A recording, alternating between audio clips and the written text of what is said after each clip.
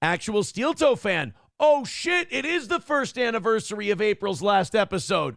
1 year ago today was April's last episode of Steel Toe. And it is actually the one time that a Patrick Melton line has made me laugh. He's not a very funny guy. There's a reason he had to walk off crying his last stand-up set. But the title of the episode was, this is back when Patrick had the balls to actually rip on Nick like he did his stand-up. Now he needs him because he's getting his ass kicked by Aaron so bad. He made a joke. The title of the episode was, Can April Fly Solo? And Patrick went, Can April fly solo? No. Next question. I mean, he delivered it shitty, but the premise was good.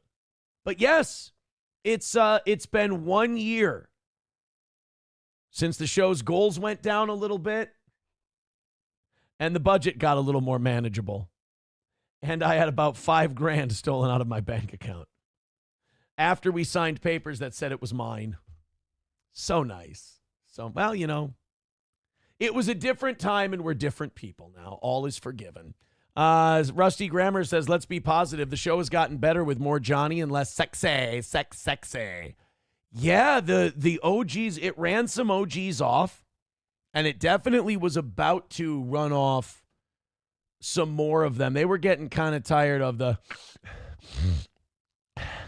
and the constant breaks and all that. It was getting to a breaking point.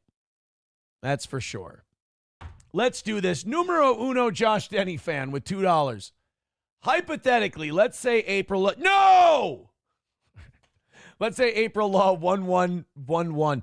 Is she still that, even though she's deleted all her stuff and Nick threw her to the wolves and she bailed after the money and the drugs ran out? I mean, she heard foreclosure. I don't even think Jur got out of their mouth. As soon as they went foreclosure, out the door. Right back to Litchfield. Hey, no more whippets and my house is being foreclosed. I have no more drugs and I have to sell the house. I'm out of money and the house has to be. I know I made you all kind of promises about us being together, but I'm a lying sociopath. I have to sell the house and there's no more drugs.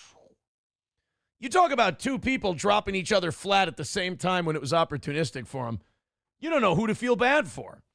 Numero uno Josh Denny fan says, hypothetically, let's say April Law 1111 is open to co-hosting evening shows again on a fluffy, platonic, no-nonsense basis that doesn't cause any issues with your personal life. Would you be down? All right. Let me rephrase that question that you're asking. If the world stopped spinning on its axis, gravity shifted completely, we became different looking beings, evolved into a new species, reality became something different, we passed through a wormhole, went to a multiverse where nothing good in my life existed anymore, and all that was left for me to be able to broadcast again is this person from my past who crashed out harder than anyone I've ever seen. Would you work with them again? Well, in that case, numero uno, no. Thank you. And everyone in this chat is saying Dan Barrero. So Dan Barrero hooked up with a K-fan fan? That's in honor of the late, in the honor of the late great Val Kilmer. That's the rumor. So, boy. Oh yeah, Barrero opened one of his shows, wishing one of his most loyal listeners a very happy birthday. It says she's been a listener since age 7. Here's the deal. Dan Barrero is in his 60s. This woman is alleged to be in her 30s. And the rumor, like, this is a very rookie move if you're going to be a radio guy fan.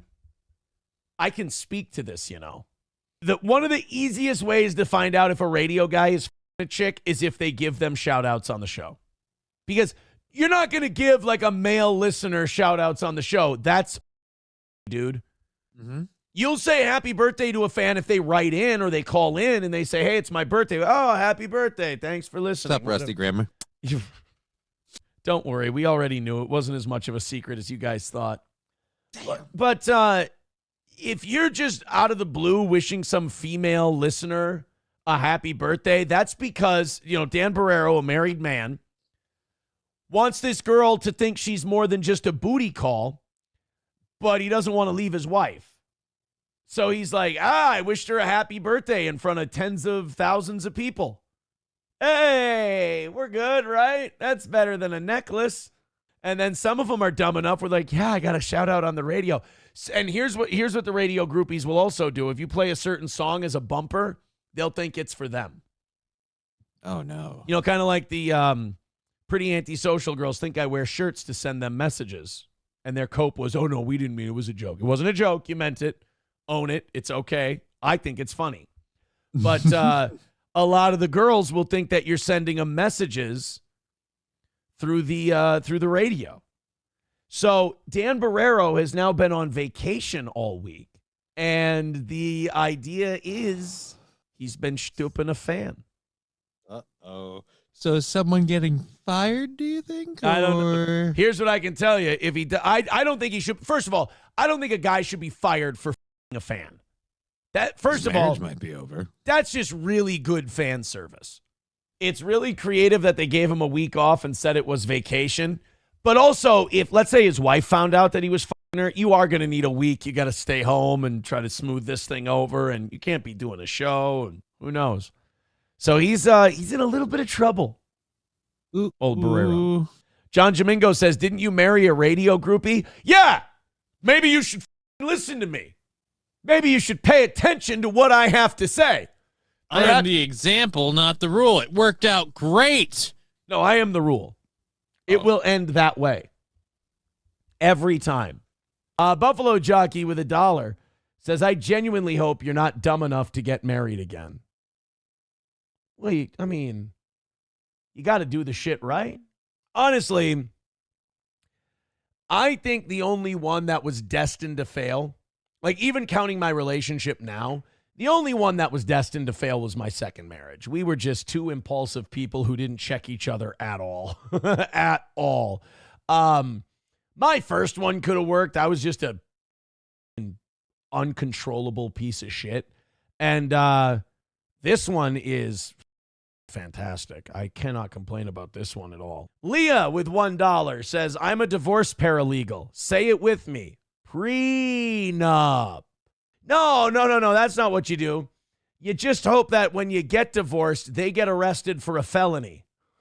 And then they're too busy with everything else and they just sign the paper.